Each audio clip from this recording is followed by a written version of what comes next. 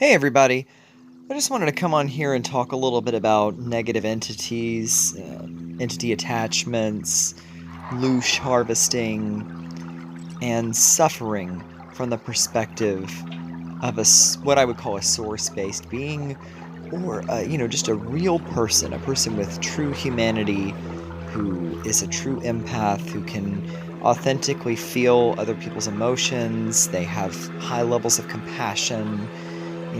Life, I've noticed, not just for myself, but for many people like myself, has been difficult. And this matrix is very unpleasant and very painful and seems to do things that don't even make sense to people like us. And it's as if the reality itself is trying to target us through negative entities that pilot through human beings. As I understand it, or as I see it, I guess, the entire human population has a similar type of avatar, right? We would all have in our brain, if we were to cut the human brain open, a pineal gland. We all have a heart organ. We all have sex organs. We all have a thyroid and all that. We all have a thymus gland, and so on and so forth. But in truth, everybody on Earth, they're not on the same level, of course. They don't have the same control over their own aura, their own energy field.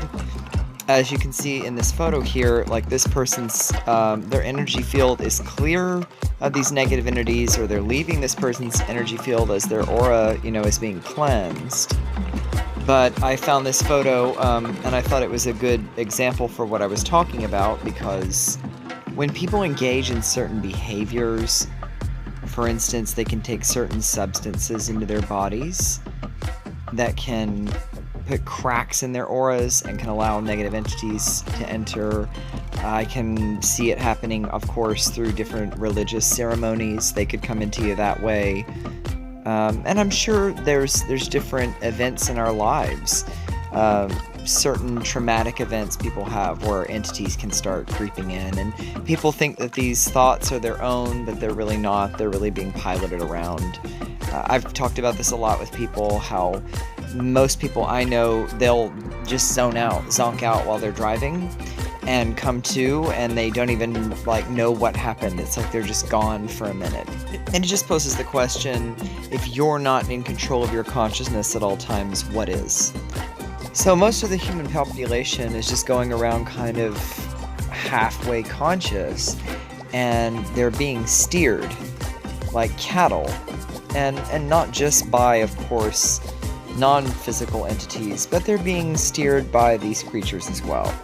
And I've talked about it before, these androgynous, the powers that shouldn't be. I don't like to use the word elite, but we know that they're all androgynes. And the average person, of course, can't see it. But it's as above, so below. As I've talked about before on this channel, the way I see it, when you go this far, you're not even fully conscious. There's definitely something behind controlling you. You're not even human. You're not even fully real. I don't know if these are even what any average person would call a human. And ultimately, that's why I can't see this as a good place, or some place you might call some type of a school or a learning experience. That's just such a load of shit. I mean, really. I don't know how anybody can still buy that crap when you see the amount of suffering in the world and all the pain we all endure. And really, if you ask yourself, what's the point in even this insane system in which we live? What is the point in the corporate structure? What's the point in the bottom line? What does it matter?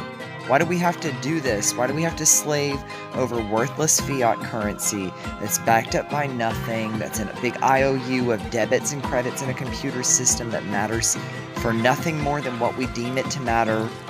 And why must we operate under this absolutely criminal system, again, as above, so below? When they intentionally crash everything, they bail out their buddies. They bail out all the big corporations, all the airlines, all the big mega banks, all of the corporate matrix and all of its entities. They always seem to do well no matter what happens, and of course the common person suffers.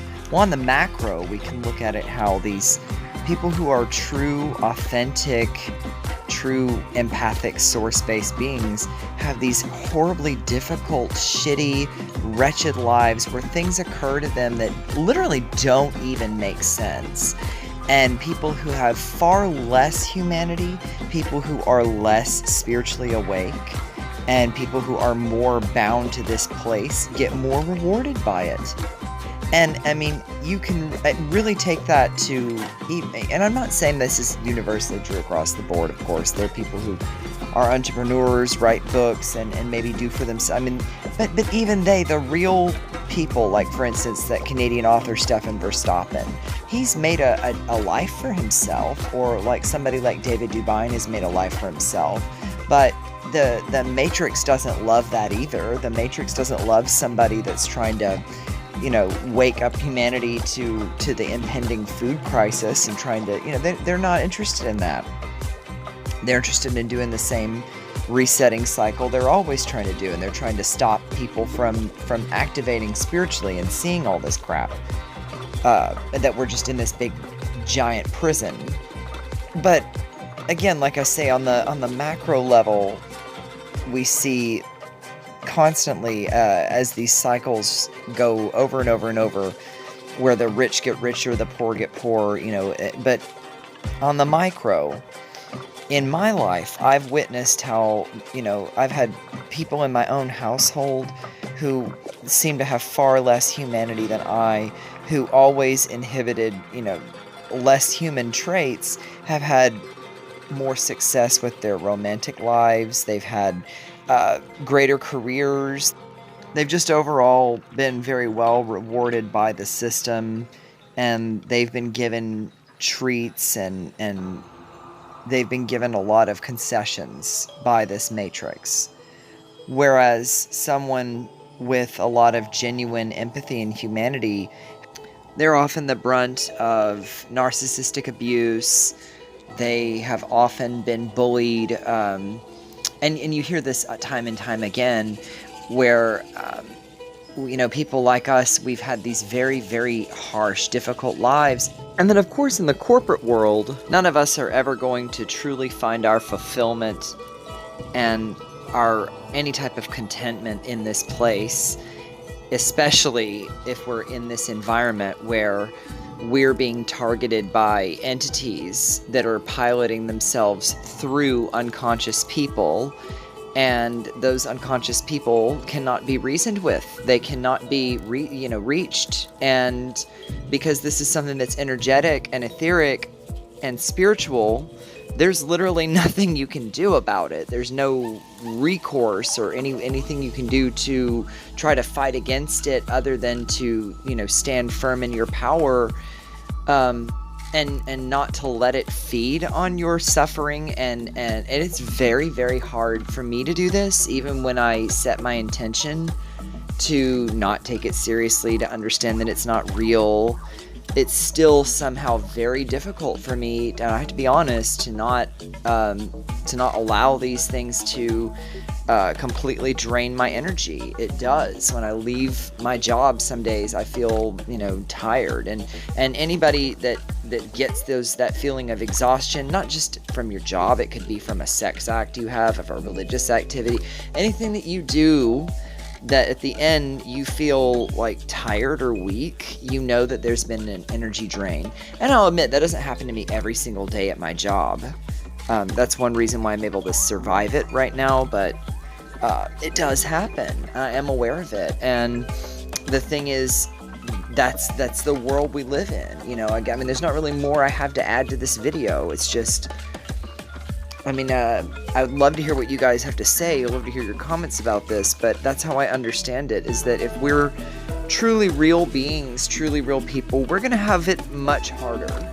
And the more and more you are a child of this matrix, the more and more the matrix is going to pat you on the back. What do you guys think?